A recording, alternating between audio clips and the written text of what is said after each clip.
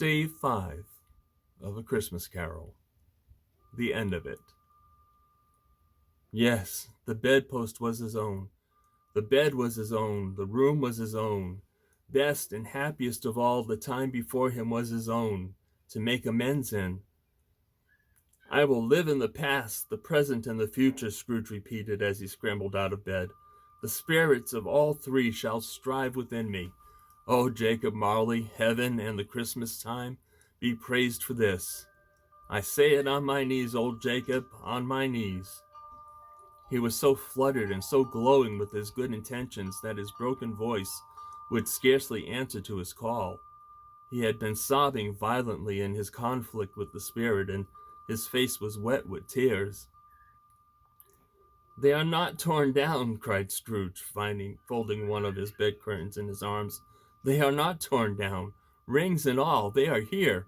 I am here. The shadows of the things that would have been may be dispelled. They will be. I know they will. His hands were busy with his garments all this time, turning them inside out, putting them on upside down, tearing them, mislaying them, making them parties to every kind of extravagance. I don't know what to do, cried Scrooge, laughing and crying in the same breath, and making a perfect lacoon of himself with his stockings. I am as light as a feather. I am as happy as an angel. I am as merry as a schoolboy. I am as giddy as a drunken man. A Merry Christmas to everybody. A Happy New Year to all the world. Hello here. Whoop! Hello. He had frisked into the sitting room and was now standing there perfectly winded. There's the saucepan that the gruel was in, cried Scrooge, starting off again and going round the fireplace. There's the door by which the ghost of Jacob Marley entered. There's the corner where the ghost of Christmas present sat. There's the window where I saw the wandering spirits. It's all right. It's all true. It's all happened. Really, for a man who had been out of practice for so many years, it was a splendid laugh, a most illustrious laugh, the father of a long, long line of brilliant laughs. I don't know what day of the month it is, said Scrooge. I don't know how long I've been among the spirits. I don't know anything. I'm quite a baby. Never mind, I don't care. I'd rather be a baby. Hello, whoop, hello there. He was checked in his transports by the church's ringing of the lustiest peals he had ever heard. Clash, clang, hammer, ding, dong, bell. Bell, dong, ding, hammer, clang, clash. Oh, glorious, glorious. Running to the window, he opened it and put out his head. No fog, no mist, clear, bright, jovial, stirring, cold, cold, piping for the blood to dance to, golden sunlight, heavenly sky, sweet fresh air, merry bells. Oh, glorious, glorious. What's today? Cried Scrooge, calling downward to a boy in Sunday clothes, who perhaps had loitered in to look about him. Eh? Returned the boy with all his might of wonder. What's today, my fine fellow? Said Scrooge. Today? Replied the boy. Why, it's Christmas Day. It's Christmas Day, said Scrooge to himself. I haven't missed it. The spirits have done it all in one night. They can do anything they like. Of course they can. Of course they can. Hello, my fine fellow. Hello, returned the boy. Do you know the poulterers in the next street but one, at the corner? Scrooge inquired. I should hope I did, replied the lad. An intelligent boy, said Scrooge. A remarkable boy. Do you know whether they've sold the prize turkey that was hanging up there? Not the little prize turkey, the big one? What, the one as big as me? Returned the boy. What a delightful boy, said Scrooge. It's a pleasure to talk to him. Yes, my buck. It's hanging there now, replied the boy. Is it? Said Scrooge. Go and buy it. Walk here, exclaimed the boy. No, no, said Scrooge. I am in earnest. Go and buy it and tell them to bring it here, that I may give them the directions where to take it. Come back with the man, and I'll give you a shilling. Come back with him in less than 5 minutes, and I'll give you half a crown. The boy was off like a shot. He must have had a steady hand at the trigger who could have got that shot off half so fast. I'll send it to Bob Cratchit's, whispered Scrooge, rubbing his hands and splitting with a laugh. He shan't know who sent it. It's twice the size of Tiny Tim. Joe Miller never made such a joke as sending it to Bob's will be. The hand in which he wrote the address was not a steady one, but write it he did, somehow, and went downstairs to open the street door, ready for the coming of the poulterer's man. As he stood there awaiting his arrival, the knocker caught his eye. "I shall love it as long as I live," cried Scrooge, patting it with his hand. "I scarcely ever looked at it before. What an honest expression it has in its face. It's a wonderful knocker. Here's the turkey. Hello! Whoop! How are you, mate? Merry Christmas!" It was a turkey. He never could have stood upon his legs, that bird. He would have snapped them short off in a minute, like sticks of sealing wax. "Why, it's impossible to carry that to Camden Town," said Scrooge. "You must have a cab." The chuckle with which he said this, and the chuckle with which he paid for the turkey, and the chuckle with which he paid for the cab, and the chuckle with which he recompensed the boy, were only to be exceeded by the chuckle with which he sat down breathless in his chair again, and chuckled till he cried. Shaving was not an easy task, for his hand continued to shake very much, and shaving requires attention, even when you don't dance while you are at it. But if he had cut the end of his nose off, he would have put a piece of sticking plaster over it and been quite satisfied. He dressed himself all in his best and at last got out into the streets. The people were by this time pouring forth, as he had seen them with the Ghost of Christmas Present, and walking with his hands behind him, Scrooge regarded every one with a delighted smile. He looked so irresistibly pleasant, in a word, that 3 of the 4 good-humored fellows said, "Good morning, sir. A Merry Christmas to you." And Scrooge said often afterwards that of all the blithe sounds he had ever heard, those were the blithest in his ears. He had not gone far when, coming on towards him, he beheld the portly gentleman who had walked into his counting-house the day before and said, "Scrooge and Marley's, I believe." It sent a pang across his heart to think how this old gentleman would look upon him when they met, but he knew what path lay straight before him, and he took it. "My dear sir," said Scrooge, quickening his pace and taking the old gentleman by both his hands, "how do you do? I hope you succeeded yesterday. It was very kind of you. A Merry Christmas to you, sir." "Mr. Scrooge?" "Yes," said Scrooge, "that is my name, and I fear it may not be pleasant to you. Allow me to ask your pardon, and will you have the goodness—" here Scrooge whispered in his ear. "Lord bless me!" cried the gentleman, as if his breath were taken away. "My dear Mr. Scrooge, are you serious?" "If you please," said Scrooge, "not a farthing less.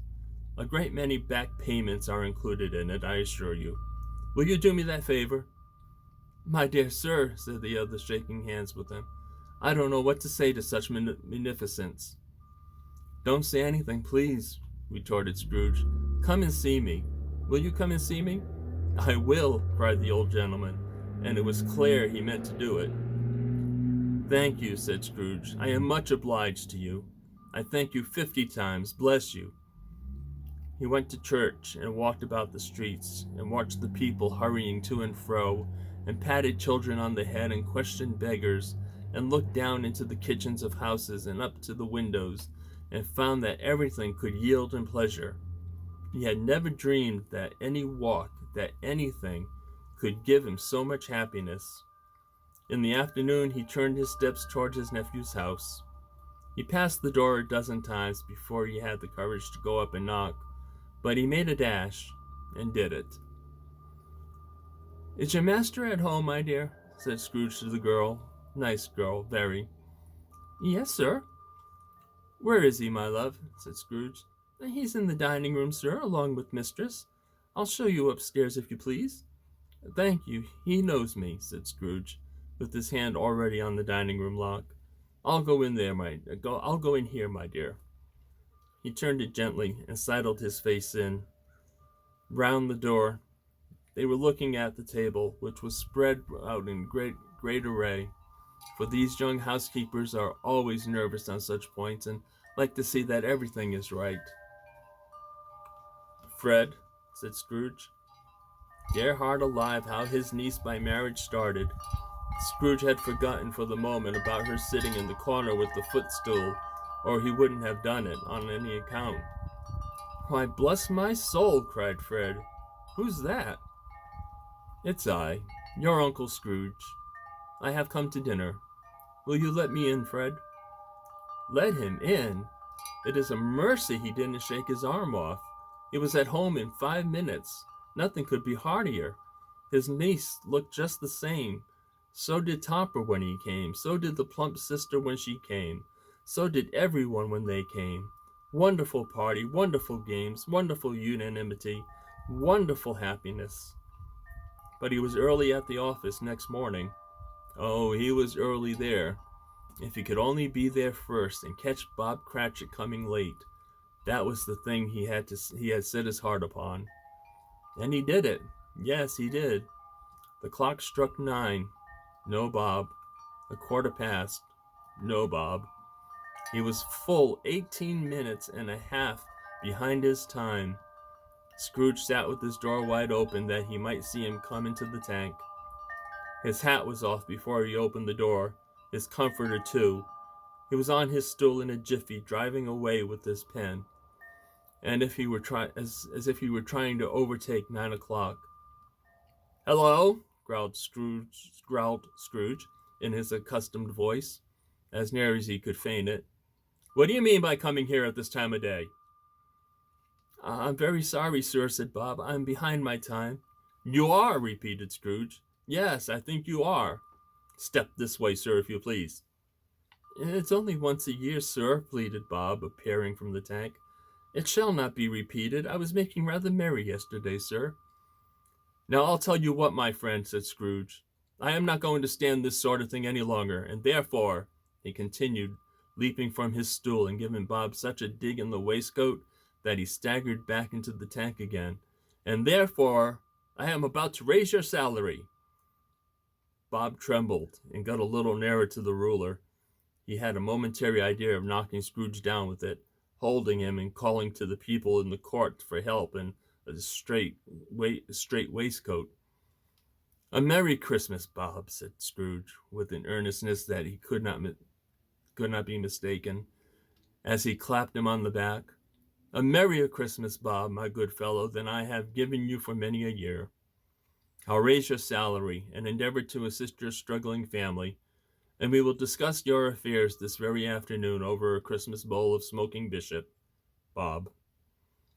Make up the fires, and buy another coal scuttle before you dot another I, Bob Cratchit." Scrooge was better than his word. He did it all, and infinitely more. And to Tiny Tim, who did not die, he was a second father. He became as good a friend, as good a master, and as good a man as the good old city knew, or any other good old city, town, or borough in the good old world. Some people laughed to see the alteration in him, but he let them laugh, and little heeded them, for he was wise enough to know that nothing ever happened on this globe for good at which some people did not have their fill of laughter in the outset. And knowing that such as these would be blind anyway, he thought it quite as well that they should wrinkle up their eyes and grins, as have the malady in less attractive forms. His own heart laughed, and that was quite enough for him. He had no further intercourse with spirits, but lived upon the total abstinence principle ever afterwards, and it was always said of him that he knew how to keep Christmas well, if any man alive possessed the knowledge.